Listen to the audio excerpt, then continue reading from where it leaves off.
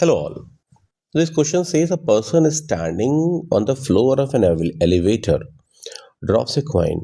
The coin reaches the floor of the elevator in time t1 if the elevator is stationary and in time t2 if it is moving uniformly. तो हमें इन दोनों को compare करना है. देखिए t1 तो हम बड़े इजीली कह सकते हैं. t1 की वैल्यू क्या होगी? t1 would be if you use h equals to half gt square, t1 की वैल्यू आ जाएगी हाफ gt स्क्वायर से 2h upon g. I hope this is clear to you all, क्योंकि आपने काइनेमेटिक्स पढ़ लिया है. अब देखते हैं अगर कोई एलिवेटर यूनिफॉर्म वेलोसिटी से चल रहा है तो क्या होगा.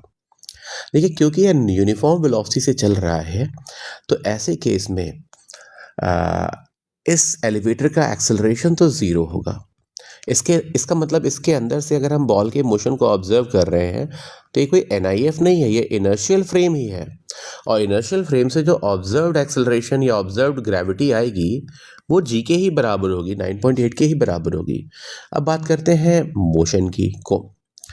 तो देखिए, जिस मोमेंट पे हम बॉल को ड्रॉप कर रहे होंगे, ओके, हम बॉल को अगर ड्रॉप कर रहे हैं तो उस समय हमारी बॉल की और फ्लोर ऑफ द एलिवेटर सबकी वेलोसिटी सेम होगी, बिल्कुल एग्जैक्टली सेम होगी.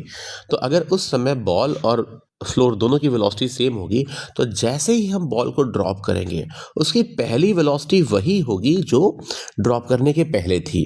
ओके, तो हम मान सकते हैं कि जो इनिशियल वेलोसिटी थी वो v ही थी. सो हम कह सकते हैं कि इन दिस स्पेस ऑल्सो जो रिलेटिव वेलोसिटी का इनिशियल वैल्यू है वो ज़ीरो ही होगा. अब देखिए, अगर ये स्टेशनरी होता तो भी g की वैल्यू g ही आती और u की वैल्यू ज़ीरो ही आती. ओके, और यहाँ भी इफेक्टिव g या रिलेटिव g की वैल्यू g ही आ रही है और रिलेटिव वेलोसिटी की वैल्यू ज़ीरो ही आ रही है. तो इसका मतलब है यहाँ पे भी जो टाइम निकालेंगे तो टाइम निकालते समय आप यूज़ करेंगे 2h. अब h कितना होगा? तो h होगा यहाँ पे सेम, क्योंकि इन रिलेटिविटी उसे सेम डिस्टेंस अभी भी ट्रैवल करनी है, g भी वही होगा और रिलेटिव वेलोसिटी भी ज़ीरो होगी. चलिए इसको हम और थोड़ा एलाबोरेट करके कर देते हैं. मान लीजिए हम कहते हैं कि भाई जैसे h बराबर ut प्लस g नेगेटिव है तो नीचे की तरफ है तो माइनस हाफ gt स्क्वायर लिख लेते हैं. अब देखिए h रिलेटिव, तो उसे अभी भी वही डिस्टेंस ट्रैवल करनी है रिलेटिविटी में जो पहले कवर कर रहा था. ओके, अच्छा भाई, इसको पॉजिटिव ही कर लेते हैं और अब नेगेटिव डायरेक्शन को, नीचे की तरफ को पॉजिटिव मान लेते हैं. ओके, तो ऐसे में क्या है, डिस्प्लेसमेंट भी नीचे है तो वो भी पॉजिटिव आ जाएगा. u तो ज़ीरो है, यहाँ भी u ज़ीरो है और यहाँ पे भी हाफ g भी पॉजिटिव है क्योंकि नीचे की तरफ ही है. तो ये g, यहाँ भी g आएगा और यहाँ पे टाइम आएगा t2 स्क्वायर. तो यहाँ से हम कह सकते हैं t2 की भी वही वैल्यू आ रही है जो पहले आई थी 2h अपॉन g. ओके, तो हम कह सकते हैं आंसर बिल्कुल सेम होगा. Correct answer is a. चलिए चलते हैं नेक्स्ट क्वेश्चन की तरफ.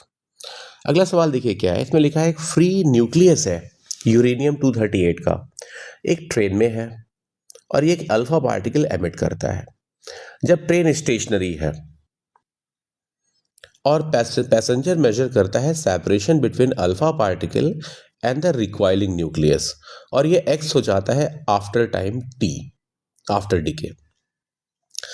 अब यही अगर जो एक्सप्लोजन है वो होता है एक ट्रेन में जो यूनिफॉर्म वेलोसिटी से चल रही हो, तो उतने ही टाइम के बाद अल्फा पार्टिकल और रिमेनिंग न्यूक्लियस के बीच की डिस्टेंस क्या होगी ये हमें गेस करनी है. चलिए इसको ऑब्जर्व करते हैं. ठीक है भाई, जैसे मान लीजिए एक न्यूक्लियस था जैसे डायग्राम में भी दिया हुआ है और ये दो पार्टिकल में टूटता है, एक अल्फा पार्टिकल और एक रिमेनिंग न्यूक्लियस. ओके, तो देखिए जब ये एक्सप्लोजन होगा तो इन दोनों पे एक पुश फील होगा. रिमेनिंग न्यूक्लियस अल्फा पार्टिकल को धक्का मारेगा, मान लीजिए n फोर्स से, और अल्फा पार्टिकल इससे धक्का मारेगा n फोर्स से. ये दोनों इसलिए बराबर है और अपोजिट है क्योंकि ये न्यूटन थर्ड लॉ पेयर है, ये एक्शन रिएक्शन पेयर है. तो दोनों पे सेम फोर्स लग रहा है, रिमेंबर. और दोनों पे अगर सेम फोर्स लग रहा है, ओके, तो हम कह सकते हैं इन दोनों में कुछ वेलोसिटी मिल जाएगी. ये फोर्स बहुत छोटे टाइम के लिए लगा है, मान लो वो एक्सप्लोजन टाइम डेल टी है, तो ये फोर्स बहुत ही कम टाइम के लिए लगा है और इस फोर्स को एवरेज मान लीजिए आप. Average value of the force क्या है, वो n है. ओके, तो इससे क्या होता है, यानी कुछ वेलोसिटी मिलेगी। अब आगे चल के इसको हम इम्पल्स मोमेंटम थ्योरम से भी एक्सप्लेन कर सकते हैं, बट अभी उसका नाम नहीं लेंगे हम लोग। ओके, तो देखिए क्या हुआ, आप कह सकते हैं दोनों को सेम फोर्स मिला लेकिन दोनों को डिफरेंट एक्सेलरेशन मिला। तो यूरेनियम का एक्सेलरेशन होगा n डिवाइडेड बाय, चलिए इसका मास मैं m और इसका मास स्मॉल m मान लेता हूँ, तो n डिवाइडेड बाय m ये यूरेनियम का एक्सेलरेशन है, एक्सेलरेशन। ओके, और acceleration multiplied by time, time कितनी देर के लिए लगा, तो हमने माना है कि एक्सप्लोजन जो है वो डेल्टा टी टाइम तक हुआ, तो एवरेज फोर्स n भी डेल्टा टी टाइम तक ही लगा, तो एक्सेलरेशन मल्टीप्लाइड बाय टाइम, और ये हो जाता है वेलोसिटी। हम जानते हैं वेलोसिटी क्या होती है, तो वेलोसिटी v इक्वल्स टू होती है u प्लस ए टी, और यहाँ पे u तो ज़ीरो है, तो v बराबर हो गया u जो कि ज़ीरो है प्लस एक्सेलरेशन टाइम्स t। तो इतनी वेलोसिटी तो मिलेगी यूरेनियम को, मान लेते हैं v1, और अल्फा को मिलेगी v2, बट v2 में भी सेम फोर्स लगा है लेकिन मास अलग है, तो यहाँ पर आएगा डेल्टा टी। ठीक है, अब आफ्टर टाइम t तो यूरेनियम कितना चल जाएगा, वो चल जाएगा v1t, और अल्फा पार्टिकल अपोजिट डायरेक्शन में चल जाएगा v2t, तो ये हो जाएगा उनके बीच का सेपरेशन x। तो x को मैं कह सकता हूँ क्या, t को कॉमन ले लीजिए, n को भी कॉमन ले लीजिए, तो x की वैल्यू आ जाएगी 1/, t को कॉमन ले लेते हैं और डेल्टा t को भी कॉमन ले लेते हैं, तो ये आ जाएगी n/m प्लस n/m और t और डेल्टा t। देखिए ये आ गया हमारे पास सेपरेशन।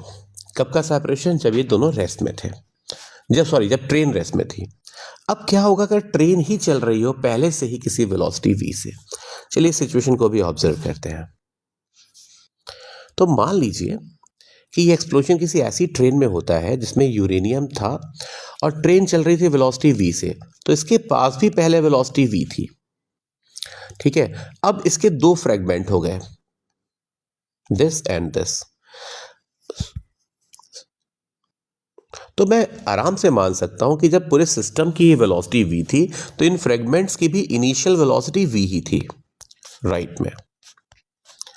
ठीक है, अब ये एक्सप्लोजन हुआ, अब एक्सप्लोजन में इस पे भी फोर्स लगा n और इस पे भी फोर्स लगा n। Okay, yes.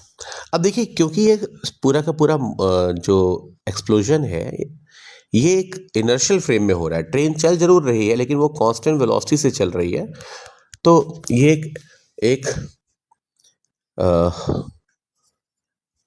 Inertial frame होगा। मैंने गलती से नॉन इनर्शियल फ्रेम लिख दिया, एक इनर्शियल फ्रेम होगा, और ऐसे में फोर्सेस की वैल्यू नहीं बदलेगी, तो दोनों पे सेम फोर्स लगेंगे। और इस बार क्या होगा, तो इस बार देखिए अगर मैं अल्फा पार्टिकल की बात करूं तो उसकी वेलोसिटी, नई वेलोसिटी क्या आ जाएगी, उसकी नई वेलोसिटी आएगी, उसकी नई वेलोसिटी आएगी, उसकी पहली वेलोसिटी क्या थी v, और plus n/m delta T. Okay, लेकिन अगर हम ट्रेन के रिस्पेक्ट में निकालें, रिलेटिव टू ट्रेन, तो उसकी वेलोसिटी आ जाती है v2 dash equals to, obviously हमें क्या करना पड़ेगा, हमें ट्रेन के रिस्पेक्ट में वेलोसिटी निकालने के लिए क्या करना पड़ेगा, v2 डैश माइनस v करना पड़ेगा।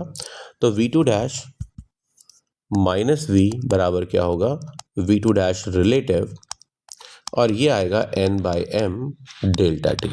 आप देख सकते हैं रिलेटिव वेलोसिटी अभी भी वही है जो पहले वेलोसिटी आई थी अल्फा पार्टिकल की।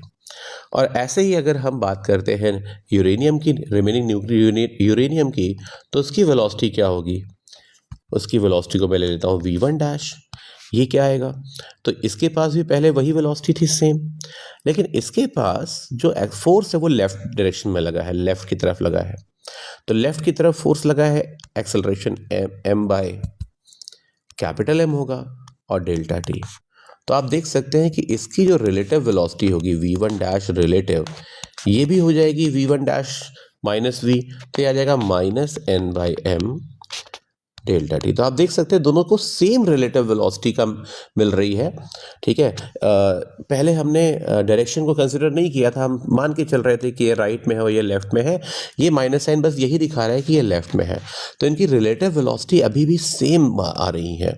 तो अगर इनकी रिलेटिव वेलोसिटी सेम आ रही है तो ट्रेन के फ्रेम में भी ये दोनों सेम रिलेटिव वेलोसिटी से एज बिफोर मूव करेंगे और फिर सेम टाइम में सेम डिस्टेंस ही चलेंगे, तो इनका सेम सेपरेशन होगा even in this frame also.